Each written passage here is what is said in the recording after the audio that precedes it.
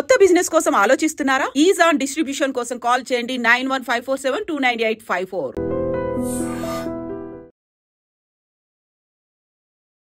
Hi hello నమస్తే, welcome to iDream healthy conversation with me శ్రావ్య.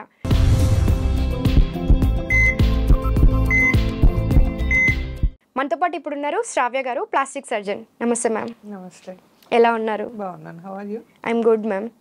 ఇప్పుడు డయాబెటిక్తో చాలామంది పేషెంట్స్ బాధపడుతూ ఉంటారు. అండ్ ఇంకొకటి డయాబెటిక్ ఫుట్ అంటూ ఉంటారు. అసలు డయాబెటిక్ ఫుట్ అంటే ఏంటి, దాని గురించి ఒకసారి చెప్తారా? డెఫినెట్లీ. డయాబెటిక్ ఫుట్ అనేది అంటే ప్రొలాంగ్డ్గా చాలా ఇయర్స్ నుంచి షుగర్ అన్కంట్రోల్డ్ ఉన్న వాళ్ళకి చిన్న గాయం ఏదైనా తగిలినా కానీ అది అసలు మానదు, అది ఇన్ఫెక్షన్ అయిపోతుంది, అల్సర్ అయిపోతుంది. సో ఓవర్ ఇయర్స్ ఏమవుతుందంటే డయాబెటీస్ ఉన్న వాళ్ళకి, అన్కంట్రోల్డ్ షుగర్స్ ఉన్న వాళ్ళకి జాయింట్స్, మన కాళ్ళలో జాయింట్స్ ఏవైతే ఉంటాయో వాటి మొబిలిటీ తక్కువైపోతుంది. అంటే మనకి ఎట్లా కదులుతాయో బోన్స్ జాయింట్స్, వాళ్ళకి అట్లా కదలవు. లోపల ఉన్న మజిల్స్ పాడైపోతాయి. లోపల ఉన్న నర్వ్స్, అంటే మనకి బ్రెయిన్ నుంచి సిగ్నల్స్ వెళ్ళే కేబుల్స్, నర్వ్స్, అవి కూడా పాడైపోతాయి డయాబెటీస్ వల్ల. సో ఏమైతుందంటే మనకు సెన్సేషన్ తెలియదు. మనం ముళ్ళు మీద పెడుతున్నామా, హాట్ ఆబ్జెక్ట్ మీద పెడుతున్నామా, కోల్డ్ ఆబ్జెక్ట్ మీద పెడుతున్నామా, సెన్సేషన్ ఉండదు అసలు. సో ముళ్ళు మీద పెడితే మనకి సెన్సేషన్ ఉండదు, అది పుండులాగా అవుతుంది, అది మానదు. ఫోర్త్ థింగ్ ఏంటి అంటే బ్లడ్ వెసల్, బ్లడ్ సప్లై కూడా ఉండదు. మనకి ఏదైనా పుండు అయ్యింది అనుకోండి, అది మానాలి అంటే బ్లడ్ సర్క్యులేషన్ ప్రాపర్ గా ఉండాలి, అక్కడికి న్యూట్రియంట్స్ వెళ్ళాలి, ఆ ఎన్వైరన్మెంట్ అంతా క్లీన్ చేయాలి, అండ్ కొత్త స్కాఫోల్డ్ అంటారు, అదంతా ఫామ్ అవ్వాలి. సో బ్లడ్ సర్క్యులేషన్ సరిగ్గా లేకపోతే ఇవేమీ అవ్వవు. సో డయాబెటీస్ లో ఈ 4 సిస్టమ్స్ అన్ని దెబ్బతింటాయి కాబట్టి వాళ్ళకి ఏ చిన్న గాయమైనా గానీ అదొక పెద్ద అల్సర్ లాగా మానిపోతుంది.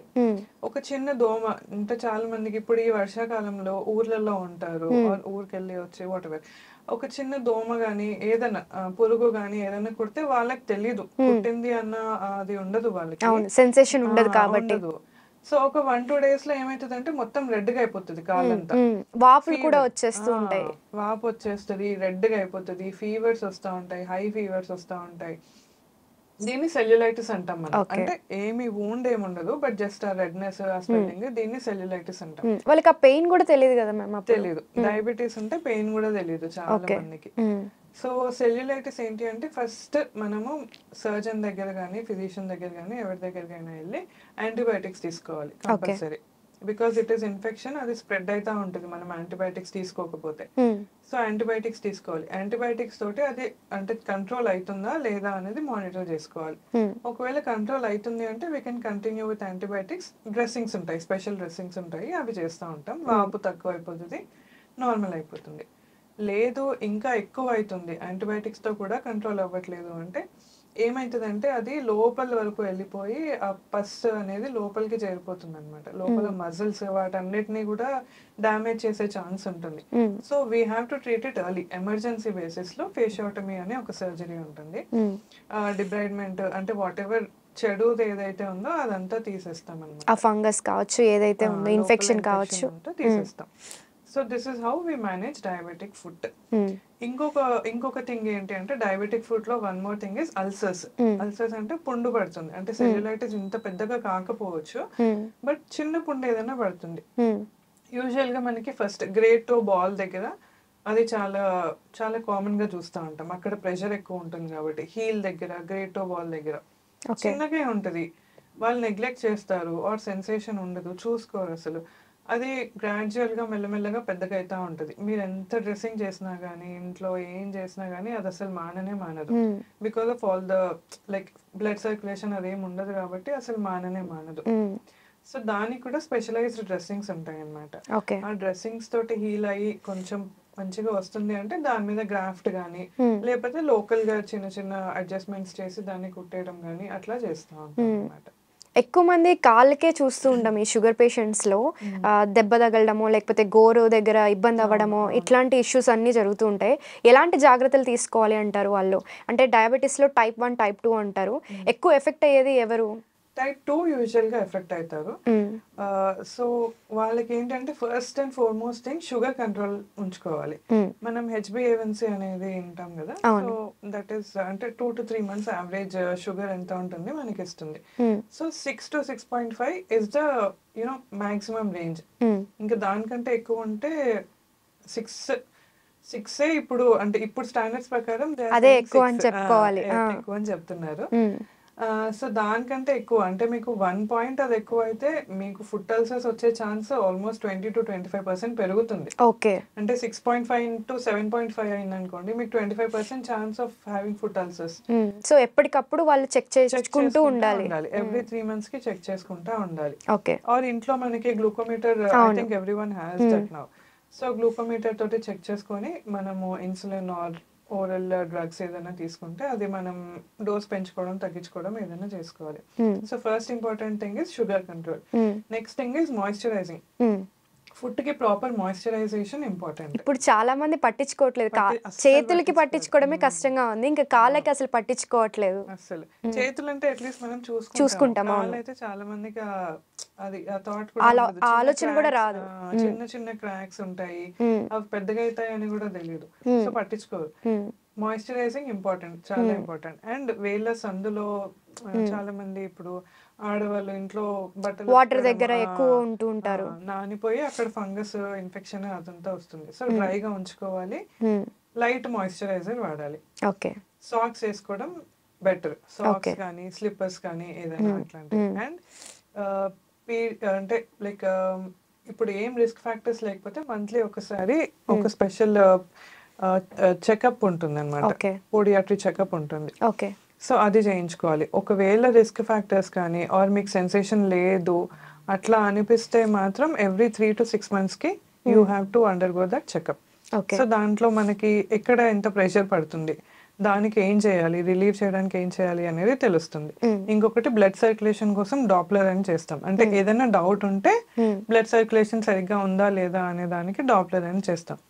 సో ఇవన్నీ like if you consult your surgeon or plastic surgeon then you will get to know like మీకు ఏం ప్రాబ్లం ఉంది, దానికి ట్రీట్మెంట్ ఎట్లా చేయాలి అని. సో అంటే టైప్ 1 వాళ్ళకి అంత ఎఫెక్ట్ ఉండదు అని అంటారా?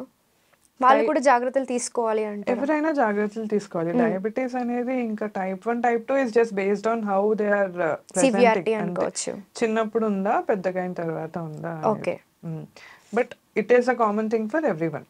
షుగర్ అన్కంట్రోల్ ఉంటే ఈ మజిల్ అనేది, బోన్ అనేది, నర్వ్స్, ఆర్టరీస్ ఇది అనేది ఎఫెక్ట్ అవ్వడం it is a common thing for everyone. So అందరూ ఈక్వల్ గా కేర్ తీసుకోవాలి. ఫుడ్ అది ఎలా ఉండాలి అంటారు? ఫుడ్ అంటే మనము హై గ్లైసెమిక్ ఇండెక్స్ అవాయిడ్ చేయాలి. కొన్ని ఫ్రూట్స్, బయట ఫుడ్ అయితే కంప్లీట్లీ నో, ఇంకా మేబీ మంత్లీ వన్స్ అట్లా ఏమైనా తీసుకోవచ్చు. But that to avoid maida. Rice కూడా చాలా మంది అవాయిడ్ చేస్తూ ఉంటారు. రైస్ అవాయిడ్ చేయడం అంటే వైట్ రైస్ అవాయిడ్ చేయాలి. White rice will have very high glycemic index. అది I think almost everyone has experience it. మీరు ఎంత రైస్ తిన్నా గానీ ఒక హాఫ్ అన్ అవర్ లో మళ్ళీ ఆకలిస్తుంది వైట్ రైస్ తింటే. అదే మీరు బ్రౌన్ రైస్ తీసుకుంటే మీరు ఇంత కొంచెం తిని కొంచెం కర్రీ ఎక్కువ వేసుకోవాలి దానికి, that will give more taste. So obviously మీరు కర్రీ ఎక్కువ తింటారు, రైస్ తక్కువ తింటారు, and you will feel very full with that. మీకు పొద్దున్న తింటే ఆల్మోస్ట్ ఈవినింగ్ వరకు you will not feel like eating anything. Butter milk తీసుకోవచ్చు మధ్య మధ్యలో, మీకు బాగా ఆకలేస్తుంది అంటే. రాగి జావా తీసుకోవచ్చు, సలాడ్స్ తీసుకోవచ్చు, క్యారెట్ కానీ కీరా కానీ, ఆరెంజ్ తీసుకోవచ్చు, orange is very good. So ఇట్లాంటివన్నీ అంటే whatever they are not increase in the glycemic index అట్లాంటి ఫ్రూట్స్ తీసుకోవడం బెటర్. నాన్ వెజ్ తీసుకోవచ్చు, నాన్ వెజ్ తినే వాళ్ళైతే చికెన్ ఆర్ ఫిష్ ఇట్లాంటివన్నీ తీసుకోవచ్చు. Mutton, chicken, fish, eggs, 2 boiled eggs. Boiled eggs తింటే like it's good for your health, skin, hair అన్నిటికీ మంచిది, ప్రోటీన్ కూడా దొరుకుతుంది. సో నాన్ వెజ్ తినే వాళ్ళు అయితే అది తీసుకోవచ్చు. సో నైట్ టైంకి వచ్చేసరికి వాళ్ళు చపాతీలు తిని ఇంకా చాలు నేను డైట్ మెయింటైన్ చేస్తున్నాను అనుకుంటారు. బట్ చాలా మందికి తెలియదు అది కూడా తినకూడదు అని అంటుంటారు కదా. చపాతీ అనేది it is considered to be healthy. అంటే once upon a time it was like that. అంటే మైదా మిక్స్డ్ ఉంటుంది. మనం గోధుమలు తీసుకొచ్చి కడుక్కొని ఎండబెట్టి దానిని పట్టించుకొని చేసుకునే వాళ్ళము. So that is very good, fibre మంచిగా ఉంటుంది అండ్ దట్ ఈస్ ప్యూర్ గోధుమలే, ఇంకేం ఉండదు మిక్స్. ఇప్పుడు అంత ఓపిక ఎవరికి లేదు. సో మార్కెట్లో ఏది కనిపిస్తే అది హెల్దీ అనుకుంటాము, మల్టీగ్రెయిన్ అనుకుంటాము, అది తీసుకొచ్చేస్తాము.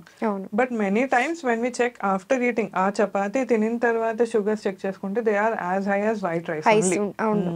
సో దాంట్లో మైదా ఉంటుంది. Maida is nothing but processed wheat flour అంతే. సో వాళ్ళు వీట్ ఫ్లోర్ ని ప్రాసెస్ చేసి మైదా చేసిస్తారు. లేకపోతే మనకి సాఫ్ట్ గా రావు కదా రోటీస్. మన ఇంట్లో చేసుకునేవి అంత సాఫ్ట్ గా ఉండవు, వాళ్ళు చేసేవి సాఫ్ట్ గా ఉంటాయి. Because it is pure maida. మైదాలో 1% చనా దాల్ అంటాడు, 1% అది అంటాడు. So that is negligible. నువ్వు 80% మైదా తిని 10% అది తింటే it is of no use. So ఇంట్లో చేసుకోవచ్చు కావాలంటే.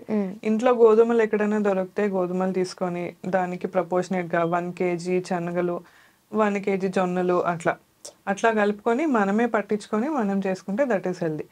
స్టార్టింగ్ కష్టం ఉంటుంది తినడము, but if you think it is for your health then you have to do it. So ఓవరాల్గా ఈ టైప్ 2 కానీ టైప్ 1 కానీ డయాబెటీస్ ఉన్న వాళ్ళు ఫస్ట్ ఎప్పటికప్పుడు చెకప్ చేయించుకొని చిన్న ప్రాబ్లం ఏదన్నా వచ్చినా కూడా వెంటనే సర్జన్ దగ్గరికి కానీ లేకపోతే హాస్పిటల్కి వెళ్ళి దాన్ని ఎక్కువ కాకముందు చెక్ చేసుకుంటే బెటర్ అంటారు. Exactly. Okay ma'am, thank you so much. Thank you.